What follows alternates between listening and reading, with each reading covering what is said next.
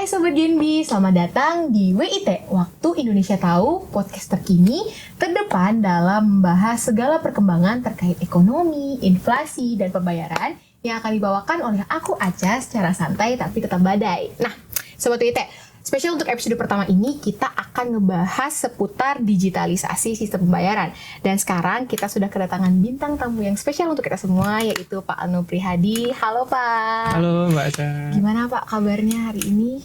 Tetap badai. Luar biasa? Luar biasa. Kesibukannya apa Pak? Seperti biasa kita terus mendorong sosialisasi peningkatan transaksi digitalisasi tentunya. Wah, luar biasa. Dibantu teman-teman Genbi pasti. Mantap banget nih. Nah, jadi Sobat WIT, for information, jadi Pak Nopri ini lahir di Palembang tahun 1985. Benar ya Pak ya? Benar. Pak Nopri juga merupakan lulusan S1 dan S2 di Universitas Utara Malaysia.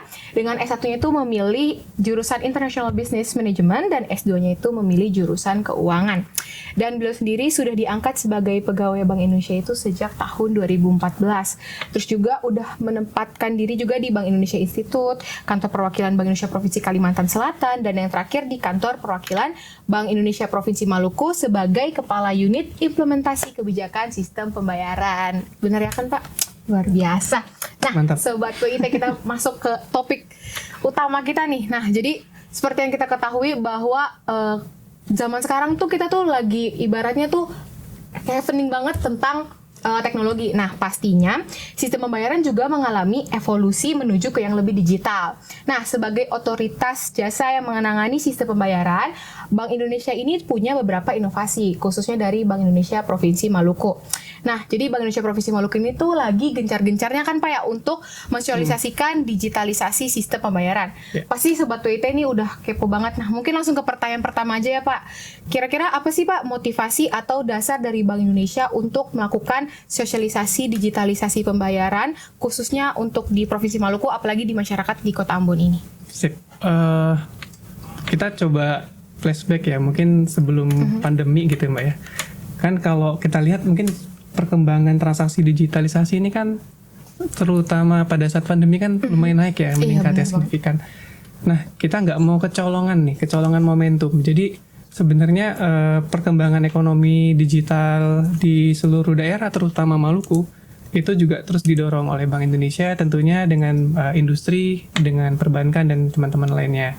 Nah, mungkin kalau Mbak Aca pernah dengar nih kan kalau ekonomi digital kita itu punya potensi yang cukup gede ya. Iya, benar banget. Kalau tahun 2020 ini berdasarkan Temasek nih 2022 itu nilai ekonomi digital kita itu udah 77 miliar dolar. Luar biasa. Nah, proyeksinya tahun 2025 itu udah bisa sampai 130 miliar dolar. Nah, kita nggak boleh dalam arti tanda kutip kecolongan. Jadi kita supaya mendorong terus nih di Maluku, terutama kan supaya perkembangan digitalisasinya itu semakin maju gitu. Baik itu di sisi pemerintahnya, di sisi pasarnya, di sisi masyarakat terutama gitu ya. Nah, di sisi UMKM-nya, sektor real, nah itu juga kita dorong terus tuh. Luar biasa. Jadi Bank Indonesia tuh intinya tuh membantu masyarakat atau pemerintah Maluku sendiri untuk kayak meningkatkan segala aspek yang ada di Provinsi Maluku itu. Benar. Nah, terus Pak, kira-kira program apa aja sih Pak yang dikeluarin dari Bank Indonesia sendiri, khususnya tuh untuk mendorong digitalisasi sistem pembayaran tersebut? Nah, kita udah banyak beberapa inovasi yang kemarin dari tahun 2019 ya, terutama terkait pernah dengar, mungkin ini yang udah dengar Kris gitu ya. Ya. Tapi masih banyak yang baca QRIS. Nah, itu. Bacanya Kris itu. Nah, itu salah satu inovasi kita terkait dengan standarisasi pembayaran menggunakan QR. Nah, itu juga salah satunya. Terus yang kedua juga kita sempat ngeluarin ada BI Fast sekarang yang terbaru. BI Fast ini sistemnya untuk transfer antar pihak atau individu gitu ya. Iya. Memudahkan kita. Kalau dulu kan ada sistem clearing, nah ini sekarang udah BI Fast. Nanti kita ngobrol dikit nih soal BI Fast. Oke. Nah, kalau yang terbaru kita udah ada juga Open API nih Mbak. Nah, kita coba mendorong interlink antara perbankan sama fintech supaya bisa saling komunikasi. Nah, ini Open API ini nanti ke depan akan dikembangkan lagi supaya makin mudah segala pembayaran yang ini bersifat interoperable, interconnected. Jadi seamless lah. Jadi pembayaran kita menggunakan fintech, misalkan pembayaran mobile banking kita juga nanti bisa langsung terhubung antar aplikasi gitu. Luar biasa kan teman-teman, apalagi khususnya untuk yang digitalisasi. Banyak lagi sih sebenarnya, cuman nanti kalau diceritain satu-satu bakal 1 jam gitu ya. Nah, jadi mungkin nanti tetap bisa ada satu blueprint yang kita keluarkan waktu itu, blueprint sistem pembayaran Indonesia sampai tahun 2025. Ini menjadi salah satu guideline kita sih untuk nanti perkembangan digitalisasi. Iya, khusus untuk digitalisasi pembayaran ya. Benar banget. Betul. Nah, tadi kan Pak Nopri itu Sobat WIT udah kayak mention tentang Kris dan BI Fast. Nah, jadi kita mungkin pembahasan pertama tuh dari Kris dulu ya Pak ya. Bukan Qris. Ya, dari Kris dulu ya. Jangan Qris guys. Itu pokoknya kita harus bilangnya Kris. Nah, kan aku kan sebagai Genbi tuh istilahnya udah kenal banget nih sama Kris banget. Nah, tapi kan kalau Sobat WIT di rumah kan pasti kayak masih apa sih ini nih Qris apa Kris gitu kan. Nah, mungkin dari Pak Nopri sendiri bisa jelasin sedikit ke Sobat WIT di rumah kira-kira Kris tuh apa sih Pak? Nah, sayangnya aku nggak bawa model ininya ya, tampilannya ya. Coba nanti tapi intinya sih sebenarnya kalau dulu pembayaran QR itu segmented ya. Jadi ibaratnya kalau kita mau pakai pembayaran merah misalkan gitu. Jadi aplikasinya juga harus pakai yang punya merah gitu. Nah, misalkan kalau mau pembayaran biru, aplikasinya juga harus biru. Nah, dengan Kris ini semenjak Agustus 2019 pada saat itu kita mengeluarkan supaya standarisasinya ini bisa memudahkan masyarakat yang menggunakan pembayaran QR. Jadi kalau misalkan di aplikasinya apapun, standarisasi Kris ini nanti bisa terbaca ya gitu dari aplikasinya merah, biru, hijau, kuning. Nah, Magic Cube ini lah pokoknya bisa membaca QR itu supaya mereka bisa tahu nih, oh ini kita membayarnya ke siapa gitu. Jadi udah cukup satu QR aja, satu Kris aja. Jadi kalau dulu di meja kasir mungkin ada sampai 5 atau 6 gitu kan, ada QR berjajar gitu kan. Sekarang digabung klek gitu jadi satu. Nah, jadi pembayarannya aplikasi nanti kalau Mbak Aca punya mobile banking bisa, Mbak punya mobile payment kayak contohnya pembayaran yang berbasis e-wallet juga bisa. Ya, tuh bisa jadi langsung ke detect gitu. Kris tuh mempermudah banget ya Pak. Benar. Jadi kayak cuma pakai satu QR code aja tuh udah bisa bayar semuanya pakai aplikasi apapun Sobat WIT. Nah, kira-kira Pak manfaatnya tuh secara rincinya nih Pak, manfaatnya bagi pengguna sama merchant tuh apa sih Pak? Nah, ya mungkin kita kupas manfaatnya dulu ya. Iya. Dari sisi pengguna dulu deh. Mungkin dari sisi pengguna saya nih sebagai walaupun lahirnya tahun 85 tapi masih muda lah gitu ya. Jadi kalau pembayaran sekarang kan orang sering nggak bawa uang tunai gitu ya. Nah, jadi kalau dengan pembayaran kalau sudah punya aplikasi pembayaran kita mau pakai Kris, itu kita cukup buka aplikasinya aja pakai mobile banking atau mobile payment, itu bisa langsung transaksi. Jadi kita langsung dipotong dari sumber dana rekening. Misalkan rekening kita atau tabungan kita gitu ya, itu nanti langsung kepotong. Atau kita punya electronic money gitu misalkan, itu juga nanti langsung kepotong dari sana. Terus itu pertama kemudahan dari sisi kita nggak perlu bawa uang tunai banyak-banyak. Nah, yang kedua pastinya kita nggak perlu nyiapin uang yang perlu kembalian gitu ya. Jadi kalau misalkan bayarnya kan kalau uang sekarang kan kalau belanja kan kalau pakai tunai kan kembaliannya misalkan 500, 200 dikasih permen gitu kan. Iya, benar. Itu nggak boleh. nggak boleh. Sobat gini. Jadi sekarang pembayaran itu ya kalau pas misalkan gitu 15.200 ya cukup kita ketik 15.200. Wah, jadi emang benar-benar mempermudah sekali dengan adanya. Kalau dari sisi merchant ya, dari sisi kita sebagai pengusaha itu yang tadi kalau kita nggak perlu nyediain kembalian kan itu salah satu manfaat juga gitu ya. Nah itu membantu banget tuh untuk dari sisi pedagang. Terus yang kedua menghindari uang palsu. Nah yang ketiga itu paling penting itu langsung kecatat Mbak. Jadi setiap pembayaran kita yang kita bayar ke pedagang itu transaksi hariannya, transaksi bulanannya, mingguannya bisa direkap. Jadi itu juga nanti bisa dipakai untuk kita mengajukan pinjaman ke bank. Analisisnya jadi lebih mudah. Analisis oleh banknya nanti jadi lebih mudah, pinjamannya juga lebih mudah. Nah, yang terakhir nih, kita masih mengeluarkan kebijakan sampai dengan Juni 2023 untuk usaha mikro itu tidak dikenakan sama sekali cas MDR. Jadi kan kalau Kris kan kita yang sebagai pengguna atau pembeli gitu ya, kita nggak kena cas. maksudnya kita bayar 10.000 ya 10.000 gitu. Oh iya. Tapi kalau dari sisi usaha atau pedagang itu nanti ada MDR namanya atau biaya administrasi lah. Tapi kita nggak biaya administrasinya nggak ke BI ya. Itu biaya administrasinya nanti larinya ke perbankan, ke pelaku industri semua. Jadi misalkan bayarnya 10.000 kena 0,7%, nanti berarti dia hanya nerima 9.930 karena 70-nya udah kepotong.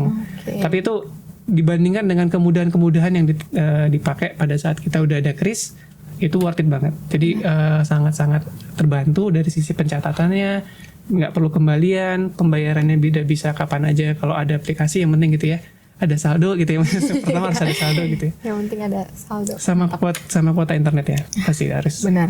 Jadi memang kris tuh, pokoknya ini tuh kris tuh mempermudah sobat-sobat WIT tuh, jadi jangan lupa harus pakai kris. Terus apalagi yang punya UMKM ya Pak ya. Benar. Itu harus pakai kris supaya mempermudah dari merchantnya sekaligus dari penggunanya gitu. Terus Pak mungkin aku boleh sharing sedikit gitu kan Pak. Jadi waktu itu teman aku tuh sempat cerita. Jadi katanya dia itu melakukan pembayaran menggunakan kris nih Pak. Tapi dari merchantnya itu menyampaikan katanya kalau pakai kris itu harus ada minimal pembayaran Pak. Nah itu tuh gimana tuh Pak menurut? Wah itu sebenarnya nggak bener ya.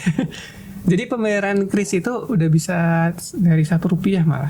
Jadi nominal terkecil Rp1 sampai nominal terbesarnya kalau satu kali transaksi itu 10 juta.